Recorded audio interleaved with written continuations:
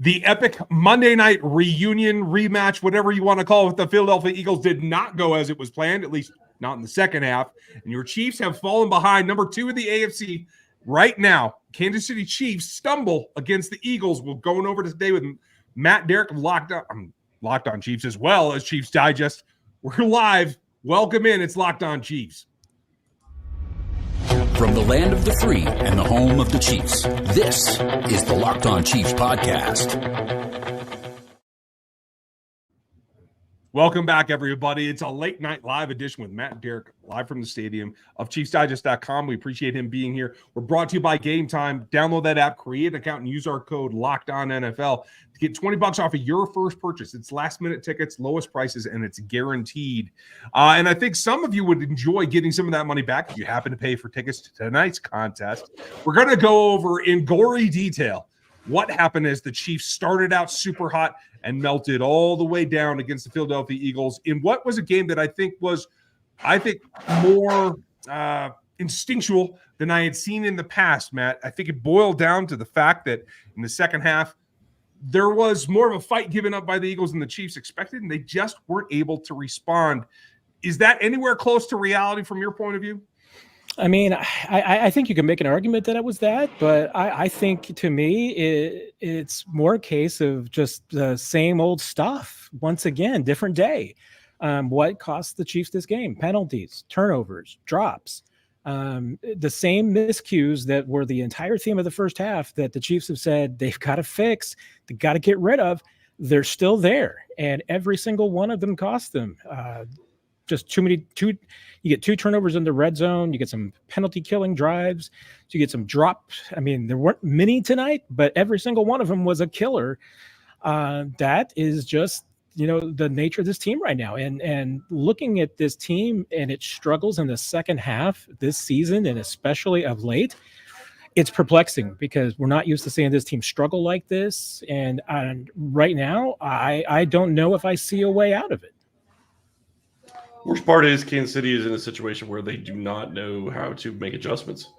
You look at the last 3 games; they haven't scored a second half point in over 3 games.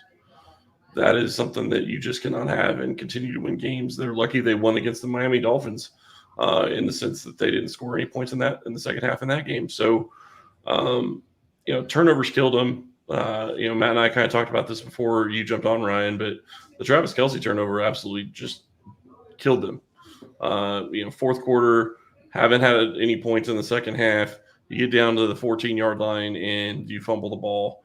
And I understand it's wet, it's slippery, it's, all that, whatever, but can't have a turnover in that scenario. And, you and I talked about this on our prediction piece. If you want to win the game, you have to win the turnover battle or at least be even. Kansas City lost the turnover battle by 1. It ended up costing them. And it wasn't that it cost them because the Eagles were able to go down and score. It cost them because it took points off the board. They were in position to score points on both of those drives where they turned the ball over, and they both started from the 14-yard line. You're not wrong. And Matt, I will put it this way.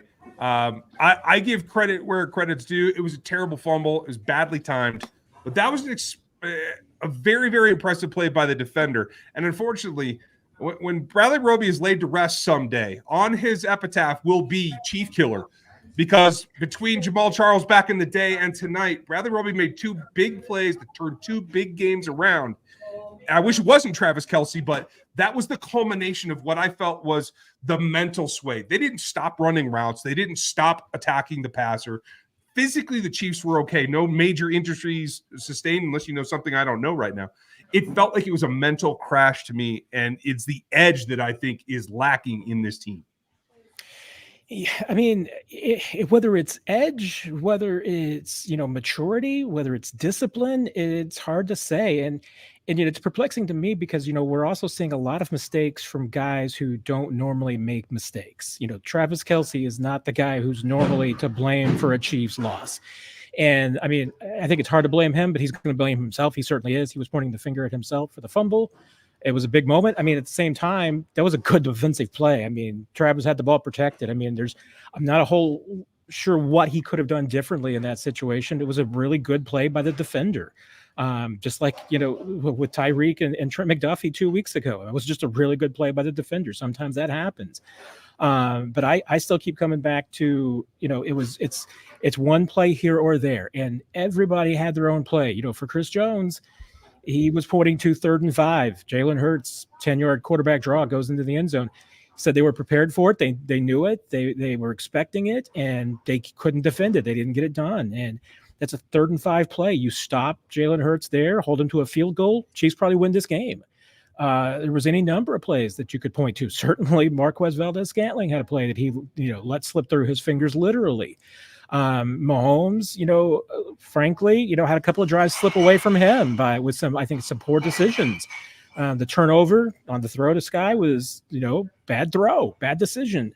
He got off the field, by missing an easy first down to Isaiah Pacheco because he was getting greedy and looking downfield. I mean, that's the thing, is that this team, the way it's losing right now, and I mean, saying losing right now, they lost 3 games this year, and we are acting a little bit like the sky is falling, but I think it's legitimate to have some concerns, because the way that this team is playing right now is not a recipe for winning football in the second half of a season. The big thing, though, you're right. They've lost 3 games, but the reason that people are feeling like the sky is falling, and the reason that I feel like this is a bigger problem, is you're coming back from the bye week. The offense looked good in the first half. They were able to move the ball. They were able to run the ball, and they ran the ball effectively. They were fantastic in the first half.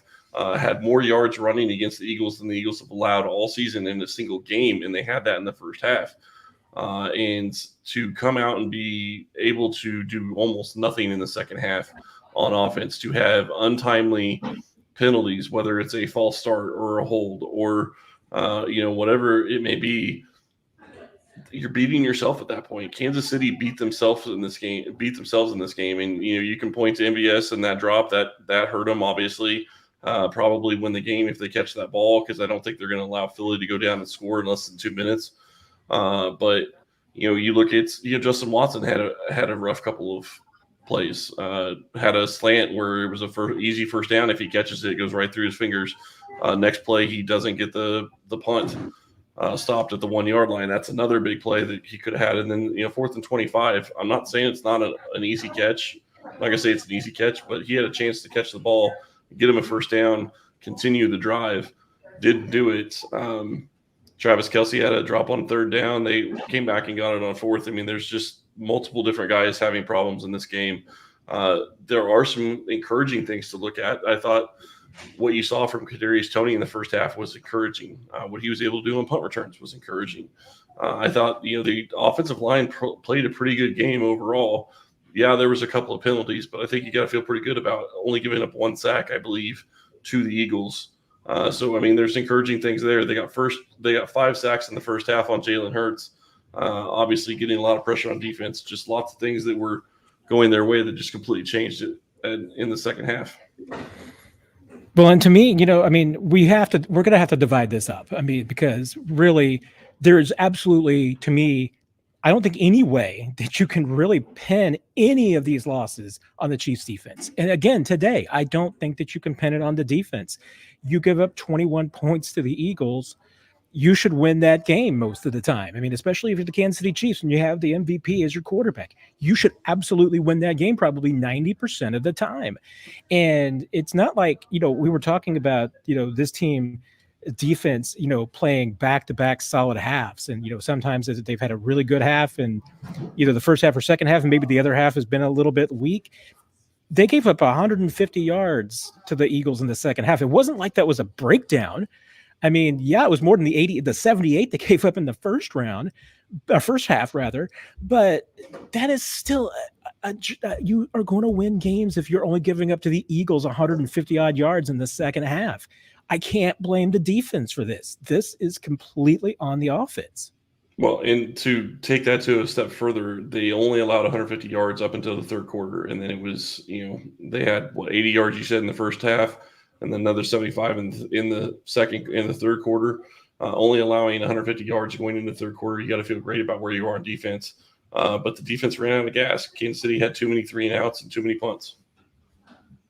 And it puts all the pressure on them. We'll talk in depth about where the defense is in all this, because I do think we haven't spent enough time on the solid parts of this. There was good play balance on the offense in the first half. There was the defensive performance all the way around. And there were a few players that stood out, even on the offensive side of the ball. We're going to get to all that, as well as what is the situation with the playoff run, and are they still in control? All that coming up after a moment when we get to our pals.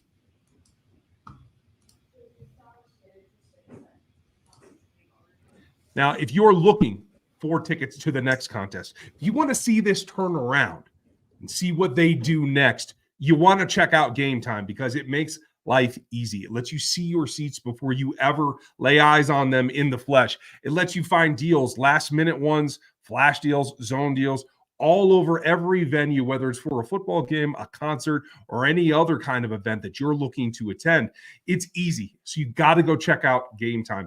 You can see it all. All the prices are right up front, and they'll even give you 110% of any difference if you find a ticket for less. It's about savings. It's about convenience and giving you everything you want from your ticket sales.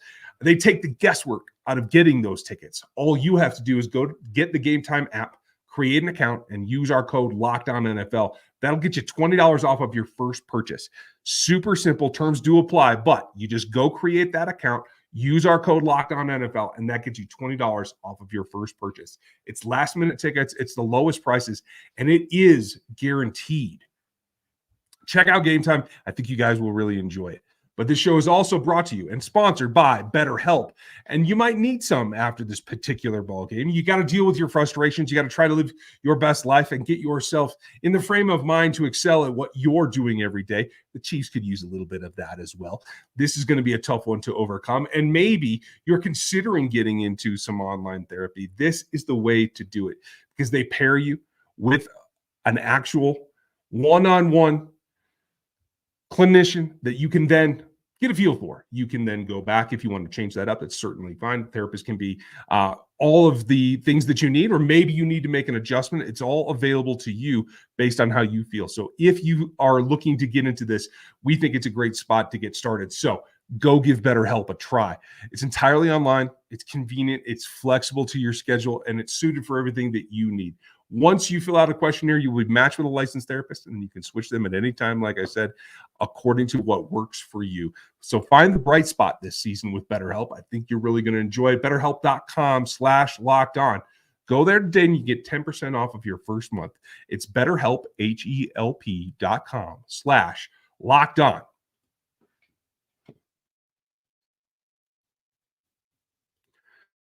Now, as we talked about, there are some bright spots. In particular, I don't think there's anyone playing at a higher level right now than Trent McDuffie on this defensive side. LJ Sneed comes away with the interception. There's a forced fumble, sacks, PBUs, an incredible play where Trent actually changed his body's angle in midair to get his paw on it and knock that ball away. Steve Spagnuolo should be given the credit for this, because a lot of the big plays that Trent McDuffie makes right now are coming on the blitz. He varied it. He uses him well. He even sent Legarius at one point that worked pretty well.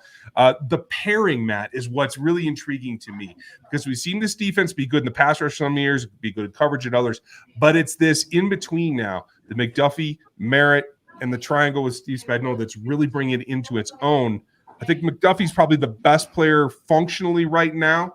You can make your argument about Chris Jones, but this is, I think, hard to see this improving at this point. Just how good is this defense? I mean, it's good. I mean, we saw a great example tonight. I mean, you get 5 sacks in the first half against Jalen Hurts, and this offensive line, that's an incredible performance. You know, they give up 238 yards on the day. That's an incredible performance. You know, giving up 21 points. I mean, maybe a little bit of bad luck to a certain degree, because, you know, the way that they were able to stifle the Eagles most of the game.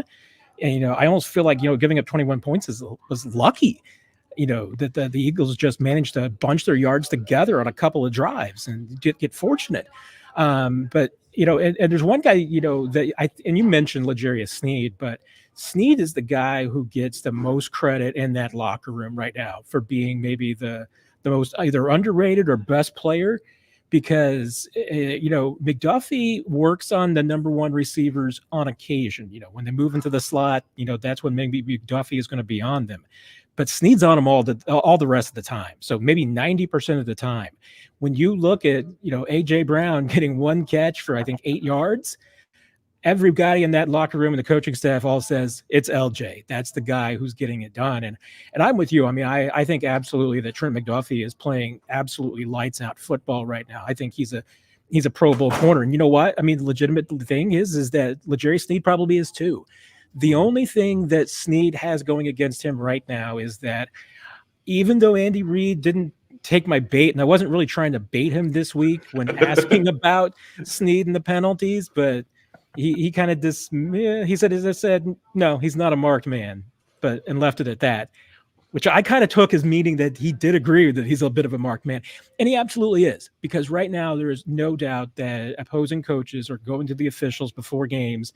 And right now it's not Jawan Taylor that they're saying, hey, watch this guy in the offensive line. They're saying, watch L'Jarius Sneed in his hands, because he gets a little bit too aggressive at the line of scrimmage, and he gets a little handsy downfield. We saw, he had 7 flags in the last 3 games heading into tonight. You got another one for hands to the face. And Dave Merritt told us this week, they're working with him on that, because he is under the microscope right now. Officials are watching him for where he is placing his hands. And that wasn't maybe an egregious hands to the face, but when the officials are watching for it, you're going to get called for it every single time. So, I mean, that's one of the things that LJ, they do not want to limit his aggressiveness, because they love the way he is playing right now. And the one thing we heard a lot this week from the coaches and even his teammates was L'Jarius gets some cost of doing business flags. They're absolutely okay with that if it means that he holds AJ Brown to 1 catch and 8 yards. I'm glad you brought that up. I was about to bring it up myself, Matt. 1 catch, 8 yards for A.J. Brown. If you would have told me going into this game that Kansas City held him to that, I would have told you Kansas City would have won by 20. Just because I do think that he would be a guy that would be able to move the sticks at least 4 or 5 times. I don't think it was a deal where I thought he was going to go for 130 yards, but I do think that I expected him to get 50, 60 yards and maybe even a touchdown. But to hold him to 1 catch and 8 yards in the entire game, and you're absolutely right, Sneed is going to get penalties, and they seem to be okay with it. But he also seems to adjust as the game goes on, because he doesn't seem to get them in the second half.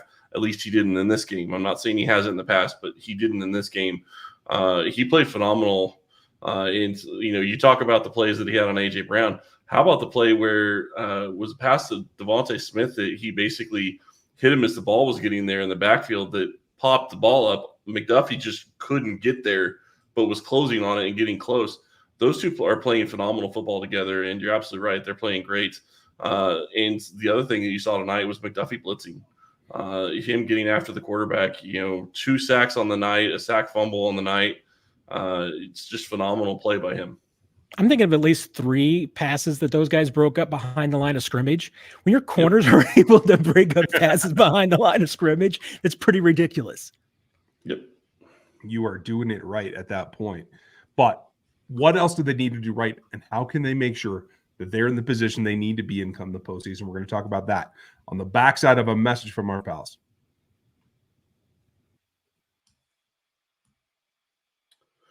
FanDuel is the number one platform to go and place your bets on a sportsbook this season. Right now, new customers get $150 in bonus bets with any $5 money line bet. That's $150 if your team wins. Something to check out and something to look at going into this season. Obviously, there are going to be 3 games. Thanksgiving is coming up. There will be 3 games that you're going to be able to watch on Thursday. That's going to be something to watch and look forward to. There's also going to be a Friday game, a Black Friday game. That'll be something to look at.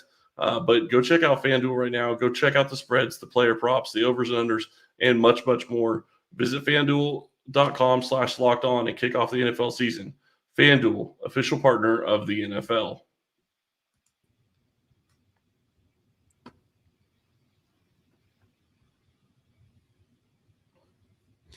At the end of the day, a loss is a loss, and you have to be able to compartmentalize it, analyze it, make your adjustments, and move on. We'll talk about the struggle with the adjustments here coming up later in the week, folks.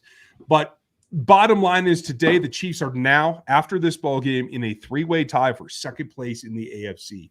Luckily, they have tiebreakers that have them ahead of both the Jacksonville Jaguars and the Miami Dolphins, currently in second place behind the Baltimore Ravens. Now, given what we've seen, even when I feel good about just how good that first half was and how the play call was balanced, Pacheco was running his heart out, and quite frankly, we should talk about the interior three because I think the power running game in particular looked very good tonight in most cases. But you can control certain things, but if you can't finish games like we saw tonight, can you take advantage of the fact that you still can control your destiny? Yeah, I mean, and you're right. I mean, and speaking to the tiebreakers, I mean, this was to a degree the most lowest of impact losses that you can have. I mean, because the Chiefs are still 5-1 in the conference. You know, a non-conference loss, it only hurts you really in your overall totals. Right now, they have the best conference record in the AFC.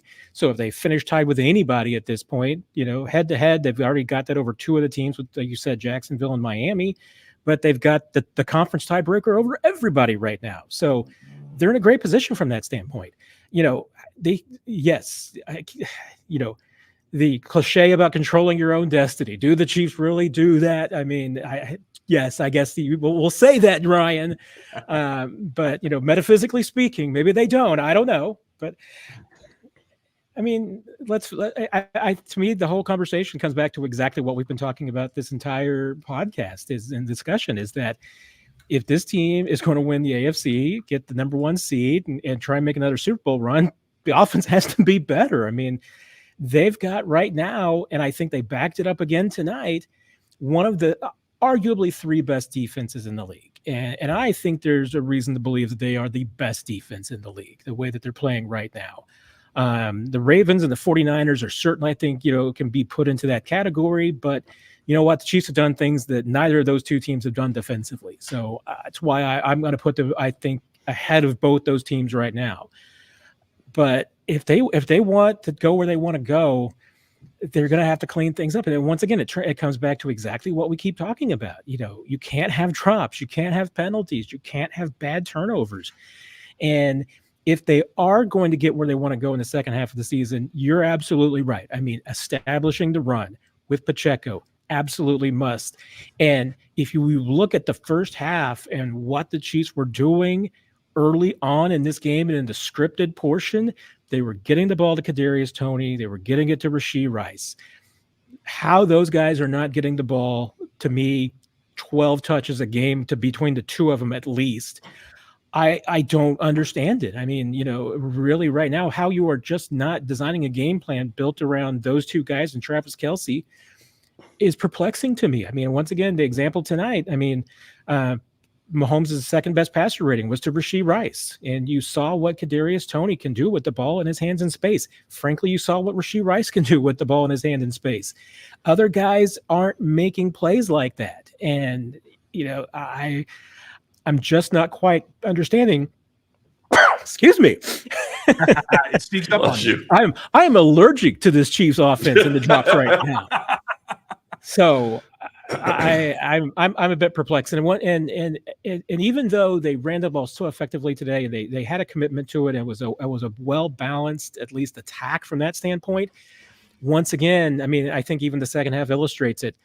And we have seen this problem in recent years. I mean, when the Chiefs are really rolling, it's because they take that opening script, that first 15 or 20, and they build off of it, and they kind of keep going back to the same themes and repeating it. And right now, they're running their script, their 15 or the 20, and then it seems like they're running a completely different game plan that has no bearing whatsoever to what they started out the game with. And I just don't think that's sustainable.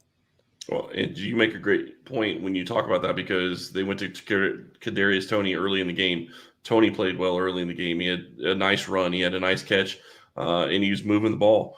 They had a nice, 17-yard completion to, I think Rashee Rice in the second drive where I think they went and scored a touchdown. And I don't think they went back to him until the third quarter. You didn't go back to him. I don't understand that. That doesn't make sense to me. When you talk about controlling your own destiny, the big thing here is, yes, there's number 2 in the conference right now because the Ravens haven't had their bye. Ravens will have their bye in week 13. We'll see if Kansas City would go back up to number one as long as they win the next two games. The big thing that you look at going and controlling your own destiny, though, the Chiefs play the Raiders at Raiders this week, at Packers. Then they host the Bills, Patriots, Raiders, Bengals, and then they go to the Chargers. That is a schedule that they should be able to win pretty much every single game. The Bills game is going to be the toughest of them all. The Bengals game, which looked like it could be a barn burner on the 31st, took a huge hit with Joe Burrow being out now. So Kansas City really does determine their own destiny in this situation, as you said, Matt, because they do control all the tiebreakers in the conference currently. And I consider myself guilty of this too, because here I am talking about how awful the offense has been playing, and I think it has. It's certainly, and once again, grading on the curve that we have to consistently say that we're grading this offense on. Although right now, I mean, I'd say the second half offense pretty bad, even not grading on a curve.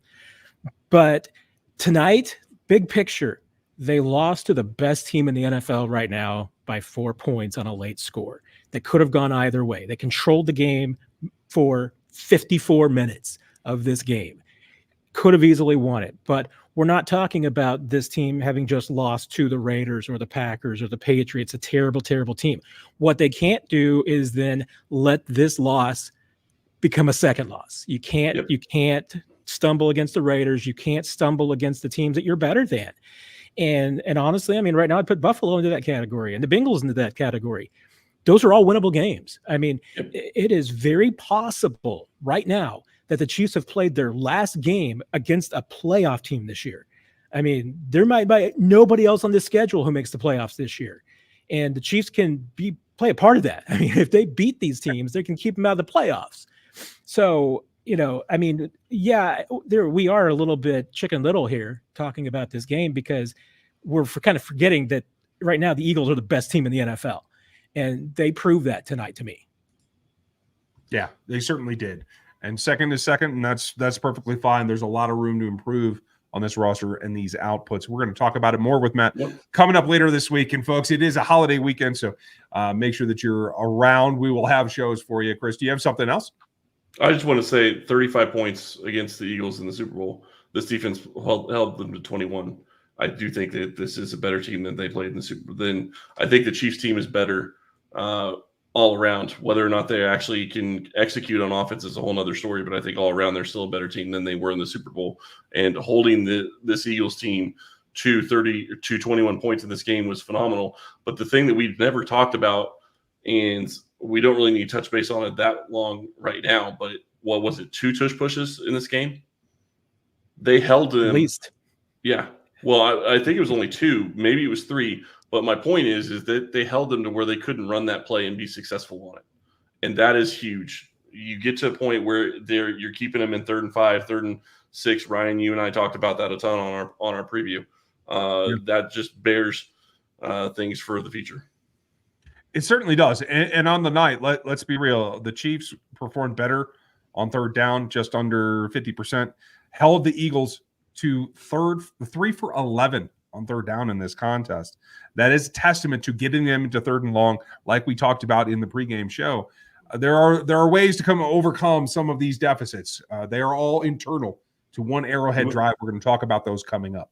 You want to know what drives me nuts, though? You talk about the 3rd downs, and I tracked it. 4 for 8 on 3rd down with 3rd and 4 or shorter.